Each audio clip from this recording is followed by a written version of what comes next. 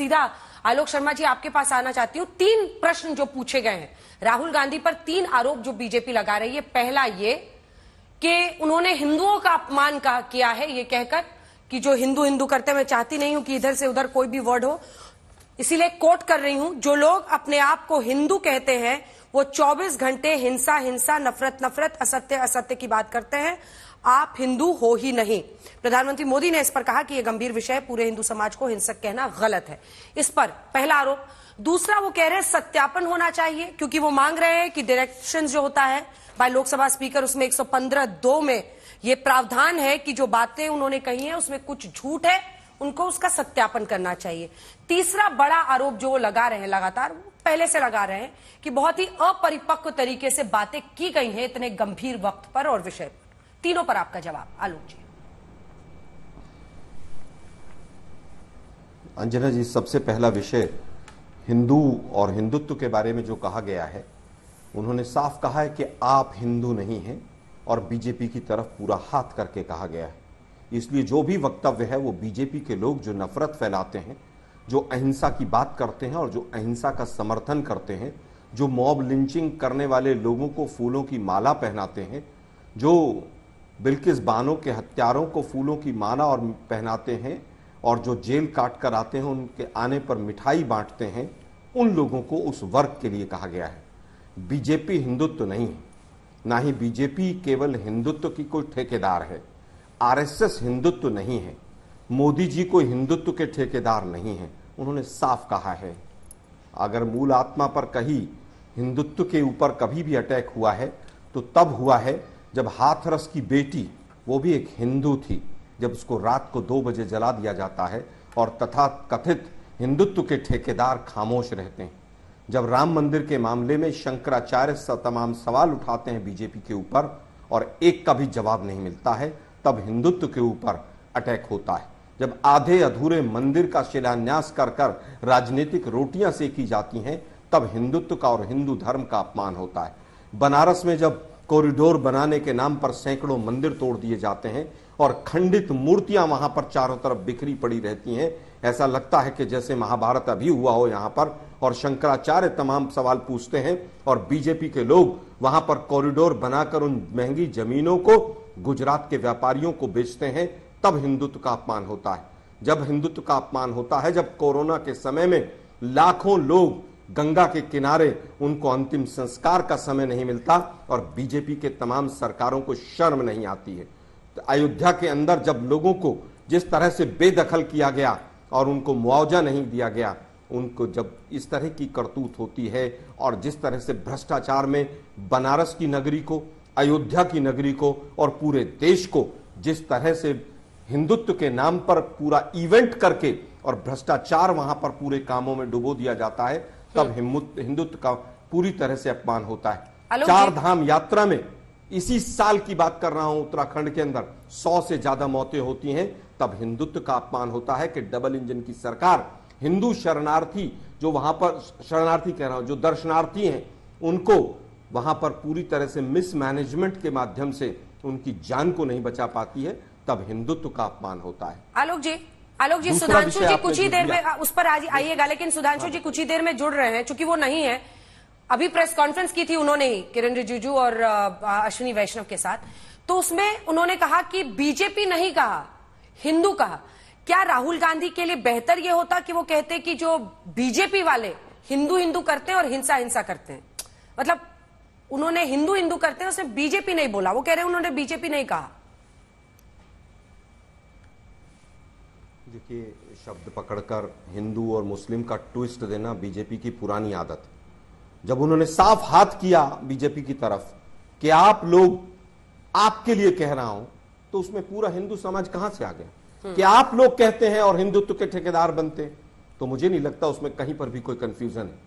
अब ये बीजेपी के जो पुराने पैंतरे थे ना, जो मीडिया के माध्यम से फ्लोट करते थे, अब वो नहीं चलेंगे। अब पूरी तरह से सच्चाई सामने आएगी। मैंने 10 एग्जाम्पल लिए कि हिंदुत्व का अपमान पिछले 10 वर्षों में कैसे हुआ, और उसके ऊपर बीजेपी का एक प्रवक्ता एक शब्द नहीं बोलेगा। अंतिम संस्कार नहीं मिलना हिंदुत्व में, हिंदू धर्म में सबसे बड़ा हिंदू धर्म का अपमान है, उसकी बात नहीं करेंगे। आधे अधूरे मंदिर का शिलान्यास करके और पूरी तरह से वहां पर जो राजनीतिक नौटंकी की इन्होंने, जिस तरह से शंकराचार्यों को दूर रखा और उस कार्यक्रम को पूरी तरह से राजनीतिक बना दिया, मैं समझता हूं इससे बड़ा कोई हिंदू धर्म का अपमान नहीं हो सकता। ठीक है, अब दूसरे विषय पर थोड़ा सा रुक कर आएंगे। जो हालत है, आप भी वहां पर शो कर रही थी, मैं भी हाँ, दूसरे विषय पर आते हैं सर, थोड़ा सा रुक जाइए क्योंकि अन्य मेहमान भी बोल रहे हैं उसके बाद से, और सुधांशु जी का भी इंतजार है क्योंकि बीजेपी का पक्ष भी आए।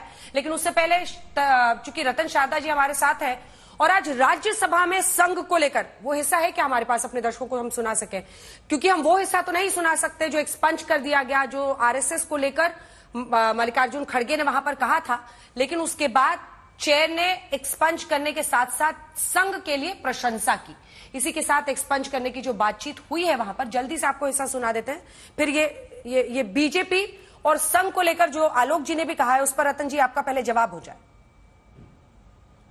देखिए, मुझे लगता है कि इलेक्शन पूरा हो गया है। आलोक जी अभी भी इलेक्शन की भाषा में इलेक्शन के भाषण दे रहे हैं कि उनके पास तथ्य नहीं है। राहुल गांधी ने सीधा कहा कि हिंदू ऐसा करता है, उसके बाद उन्होंने जोड़ा कि आप हिंदू नहीं है। शुरुआत कहां से हुई थी कि उन्होंने कहा था कि हिंदू ऐसा ऐसा करते हैं। राहुल गांधी पहले भी कह चुके हैं जो मंदिर जाते हैं वो लड़कियां छेड़ते हैं।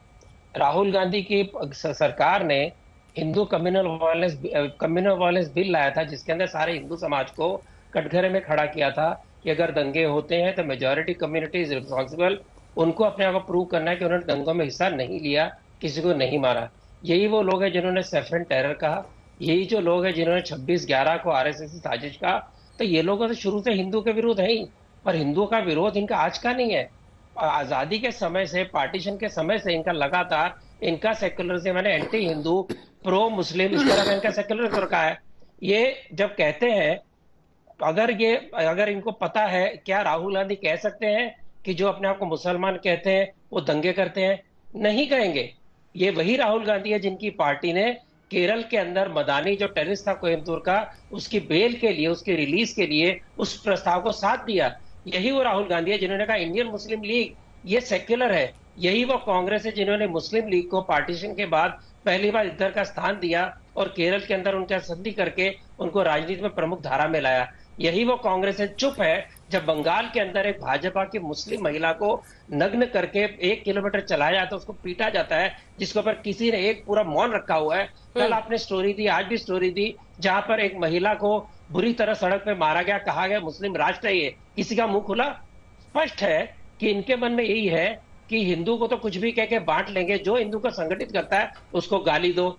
ये इनका मुख्य तथ्य है। हम जानते हैं, मैं आप दावे के साथ कहता हूं, जहां जहां हिंदू घटा है वहां पर सेक्युलरिज्म नहीं बचा है। बंगाल के 2 घटनाएं आपके सामने हैं और ये हर इलाके में जहां हुआ, पाकिस्तान बना, बांग्लादेश बना, केरल में क्या हालत हम देख रहे हैं, बंगाल में क्या हालत हम देख रहे हैं। जल्दी से आपको जरा सुना देते हैं, ठीक है? हम आएंगे बंगाल के विषय पर भी, आएंगे अन्य विषय पर। ये जो आज मल्लिकार्जुन खड़गे और जगदीप धनखड़ जो चेयर पर बैठे थे राज्यसभा में, क्या वहां पर बातचीत हुई है? संघ कैसे सांप्रदायिक है ये आरोप लगा रहे थे मल्लिकार्जुन खड़गे और इधर से उस पर जवाब दिया जा रहा था। सुनिए। क्या आप यही कर रहे हैं? आप कब्जे जैसे शब्द का उपयोग कर रहे हैं, कैसे अलाउ कर सकता हूं? आप कह रहे हैं एक संस्था ने कब्जा कर लिया, बिल्कुल गलत है। मान लो कोई व्यक्ति आरएसएस का सदस्य है तो क्या ये अपने आप में अपराध है? किस बात का कम्युनल है? एक संस्था है, राष्ट्र का कार्य कर रही है, राष्ट्रीय हित में कार्य कर रही है, देश और दुनिया में प्रमाणित लोग हैं, देश के लिए योगदान दे रहे हैं। चूंकि वो हिस्सा हम आपको नहीं सुना सकते जो मल्लिकार्जुन खड़गे ने कहा है क्योंकि उसे एक्सपंज कर दिया गया है प्रोसीडिंग से। सुधांशु त्रिवेदी जी अब हमारे साथ जुड़ गए हैं, तो आलोक शर्मा जी आज हमारे साथ मौजूद हैं और आलोक शर्मा जी का कहना है कि हिंदुओं को नहीं कहा, उंगली दिखाई और कहा सीधा बीजेपी के लिए। फिर आप लोग सारे हिंदुओं को देश के क्यों इसमें घसीट रहे? सुधांशु जी देखिए अंजना जी, अगर राहुल गांधी का ये कोई एक अलहदा बयान होता, पृथक बयान होता तो मान लेते। ये तो वो पार्टी है ना जिसके कांग्रेस के कर्नाटक के कार्यकारी अध्यक्ष जो इस समय पीडब्ल्यूडी मिनिस्टर हैं सतीश जारकीहोली कह चुके हैं हिंदू शब्द गंदा है। ये वो पार्टी है जिसके गठबंधन सहयोगियों ने इरेडिकेशन ऑफ सनातन धर्म ये कॉन्फ्रेंस की थी, अर्थात हिंदू धर्म का समूल नाश। फिर कहा था कि हिंदू धर्म डेंगू है, मलेरिया है, वायरस है। फिर रामचरितमानस की प्रतियां फाड़ी थी। तो ऐसे नहीं बोल रहे हैं आलोक जी, ये पूरी फितरत है। और हिंदुओं को आतंकवादी सत्ता में रह के कहा, हिंसक अलग अब आके विपक्ष में रह के कह रहे हैं। और मैं याद दिलाना चाहता हूं जो बात मैंने अभी प्रेस में भी कही थी कि सुशील कुमार शिंदे ने 20 जनवरी 2013 को जयपुर में कहा था कि बीजेपी आरएसएस के लोग हिंदुओं के लिए वो चला रहे हैं, ट्रेनिंग कैंप्स, हिंसा सिखाई जा रही है। और वो उस समय नेता सदन भी थे और गृह मंत्री भी थे। और 20 फरवरी 2013 को फ्लोर ऑफ द हाउस पे उन्होंने रिग्रेट व्यक्त कर दिया। उनसे कहा कि आप होम मिनिस्टर हैं, आपने इतनी बात कही तो बताइए सबूत, कहां हिंसा हो रही है, कहां पे हिंसक शिविर लगाए जा रहे हैं। उन्होंने रिग्रेट कर लिया। अब ये राहुल गांधी जी सही हैं, यानी सत्ता के बाहर रहते हुए, या उनकी सरकार के गृह मंत्री रिग्रेट कर चुके थे वो सही थे। मतलब आपने हिंदुओं का जो अपमान किया वो तो आपकी एक श्रृंखला है, परंतु आपने अपनी सरकार का भी अपमान कर दिया, क्योंकि आपकी सरकार के गृह मंत्री माफी मांग लिए थे इस मुद्दे के ऊपर। और आज भी लोकसभा में, राज्यसभा में संघ को लेकर आपत्तिजनक बात कही खड़गे जी ने, तो नेता सदन जगत प्रकाश नड्डा जी ने, जो हमारे राष्ट्रीय अध्यक्ष हैं, उन्होंने इसको काउंटर किया, ऑब्जेक्शन किया, और खड़गे जी ने रिग्रेट कर दिया।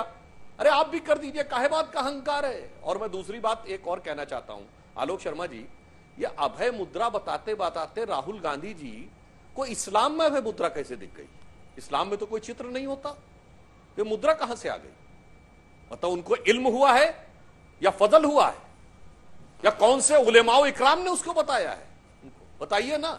इस ढंग से मजाक नहीं उड़ाना चाहिए और गैर जिम्मेदाराना बयान सदन के पटल पर नहीं देना चाहिए। पहली बार वो किसी जिम्मेदार संवैधानिक पद पे आए हैं, अब उस प्रकार की बाल सुलभ उच्छृंखल कार्य करना, जैसे वो फाड़ बाड़ देते थे और फिर जैसे जाके आंखों से इशारा करते थे, अब उससे ऊपर उठना चाहिए। गंभीर परिपक्व वो उस पद पे आके बैठे हैं जिसपे अटल बिहारी वाजपेयी जी, लाल कृष्ण आडवाणी जी, सुषमा स्वराज जी, और राज्यसभा में जसवंत सिंह जी, अरुण जेटली जी जैसे लोग रहे हैं, तो कम से कम उस पद की गरिमा को समझिए। ठीक है, आलोक जी जवाब दीजिए।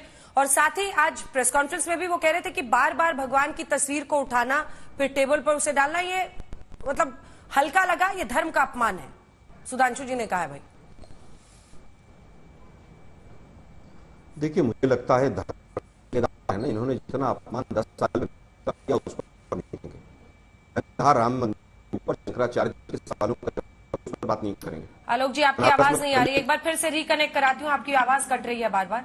मैं तब तक आशुतोष जी को शामिल कर लेती हूँ। आशुतोष जी, क्या वाकई राहुल गांधी ने आज हिंदुओं का अपमान किया है अपने इस भाषण के जरिए, जो बीजेपी का आरोप है?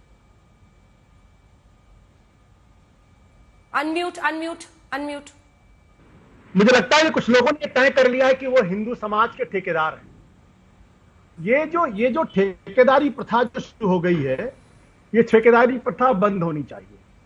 क्योंकि जब मैं दो बहुत अच्छे उदाहरण आपको देना चाहता हूं। सरदार पटेल ने 2 चिट्ठियां लिखी हैं, श्यामा प्रसाद मुखर्जी को 18 जुलाई 1948 को, और सरदार पटेल ने सितंबर 1948 को आरएसएस के बारे में गोलवलकर जी को चिट्ठी लिखी। और ये दोनों चिट्ठियां उपलब्ध हैं, आर्काइव में है, इतिहास के दस्तावेज हैं। और जो बातें सरदार पटेल ने कही है, मैं पढ़ के सुना देता हूं। सुधांशु जी और रतन शारदा जी को इसका जवाब देना चाहिए, क्योंकि ये लोग सरदार पटेल को अपना आराध्य पुरुष मानते हैं। सरदार पटेल ने श्यामा प्रसाद मुखर्जी को 18 जुलाई 1948 को लिखते हुए कहा, the activities of the RSS constituted a clear threat to the existence of government in the state. Our report shows that those activities, despite the ban, have not died down. Indeed, as time has marched on, the RSS circles are becoming more defiant and are indulging in their subversive activities in an increasing manner. Subversive activities in an increasing manner. दूसरी जो चिट्ठी लिखी उन्होंने, वो 11 सितंबर को लिखी, महात्मा गांधी जी की हत्या के बाद। उन्होंने कहा, all their speeches were full of communal poison. It was not necessary to spread poison in order to enthuse the Hindus and organize for their protection. As a final result of the poison, the country had to suffer the sacrifice of the invaluable life of Gandhi ji. Even an iota of sympathy of the government. अब ये जो चिट्ठियां सरदार पटेल ने लिखी, वो RSS को define करती हैं। ये चिट्ठी ना तो जवाहरलाल नेहरू ने लिखी है, ये चिट्ठी ना तो इंदिरा गांधी ने लिखी है, ये चिट्ठी सरदार पटेल ने लिखी है। और श्यामा प्रसाद मुखर्जी गोलवालकर को लिखी है और ये कहा है कि आरएसएस के जो भाषण थे वो जहर बुझे हुए थे और इतने जहर बुझे हुए थे जिसकी वजह से गांधी जी की हत्या हुई। और श्यामा प्रसाद जी के बारे में तो साफ तौर पर लिखा है कि आपकी एक्टिविटीज जो है वो देश और सरकार के खिलाफ है। ठीक है, अब 2024 पे आ जाते हैं, राहुल गांधी पर आ जाते हैं, क्योंकि आज राहुल गांधी पर जो बीजेपी आरोप लगा रही है उस पर एक छोटा सा जवाब आपका आशुतोष। चाहता हूं कि मैं जो बात मैंने कही उसका जवाब रतन शारदा जी भी दें और सुधांशु त्रिवेदी जी भी दें। पहले आप इसका जवाब दें। दूसरी राहुल बात, गांधी, जो भगवान राहुल की गांधी तस्वीर दिखाना बोलना सही था आपकी नजर में? एक मिनट अंजना जी, मैं मुझे अपनी बात रखने दीजिए।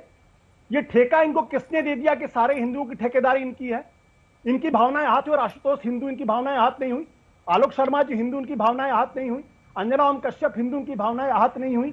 ये जो ठेकेदारी प्रथा है ये प्रथा बंद होनी चाहिए। मैं बताऊं, उदाहरण देता हूं। तमिलनाडु के अंदर जो कहा गया वो ऑफेंसिव था, वो गलत था, नहीं कहा जाना चाहिए। लेकिन तमिलनाडु के चुनाव के दौरान सारी की सारी सीटें उसी पार्टी के पास, गठबंधन के साथियों के पास गई। तो वहां के तो हिंदुओं की भावना आहत होनी चाहिए, तो वहां को तो डीएमके का तो सफाया हो जाना चाहिए। उनको तो एक वोट नहीं मिलना चाहिए, क्योंकि तमिलनाडु के अंदर भी तो सारे के सारे हिंदू बैठे हुए।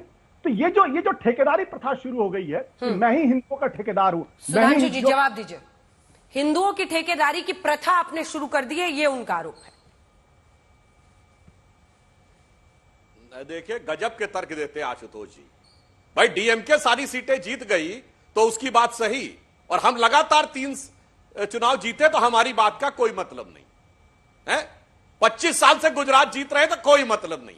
उत्तर प्रदेश 2-2 बार जीत गए। मतलब आप राजनीतिक विश्लेषक होकर कुछ तो बात कहिए। सही बात है, हम हिंदुत्व के ठेकेदार नहीं हैं। आप लोग हिंदुत्व के विनाश के ठेकेदार हैं, क्योंकि आपने सिर्फ यह कह दिया कि रेडिकेशन ऑफ सनातन धर्म गलत था। क्या गलत बोला गया? कोई स्टेटमेंट दिया गया? कोई सीडब्ल्यूसी में प्रस्ताव पारित किया गया? फिलिस्तीन के पक्ष में सीडब्ल्यूसी का प्रस्ताव है, हमास के पक्ष में स्टेटमेंट्स हैं, और वोट जिहाद का वाक्य है, और फिर कह रहे हैं वो गलत था। और उसके बाद उसको फर्दर एलिबरेट किया गया, हिंदू धर्म वायरस है, और वो कह रहा नहीं वायरस नहीं है, कोरोना नहीं, HIV है, इसके साथ स्टिग्मा भी होना चाहिए। और तमिलनाडु की बात तो महोदय, तमिलनाडु में इस बार पहली बार बीजेपी को कांग्रेस से ज्यादा वोट मिला है। 10.25% वोट कांग्रेस को और 11.5% वोट भारतीय जनता पार्टी को मिला है। इसलिए हमने बात कही। और एक फैक्ट और कह देता हूं, आशुतोष जी जरा ध्यान करिएगा, राहुल गांधी जी ने आज भगवान की फोटोएं दिखाई तो शपथ ईश्वर के नाम की क्यों नहीं ली है? शपथ ईश्वर के नाम की क्यों नहीं ली है भाई?